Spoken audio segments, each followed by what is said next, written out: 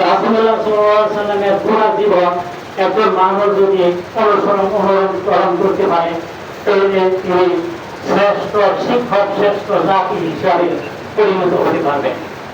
যাই হোক, আজকে এই যে বিশ্ব শিক্ষক দিবসে আমরা এখানে উপস্থিত হয়েছি, অনেক শিক্ষক অপমানিত হয়েছে, ইতিমধ্যে আমরা শুনেছি। এটা আমাদেরই একটা উপলব্ধি হতে পারে বলে আমি মনে করি।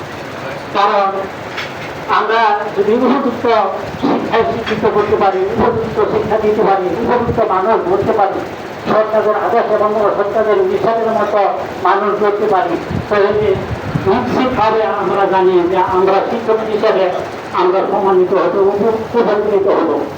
আর আমরা যে শিক্ষাগুলি দিয়ে থাকি সেই শিক্ষাগুলি দুনিয়া এবং পরকাল উভয় জগতের জন্য কল্যাণকর বলে আমি মনে করি।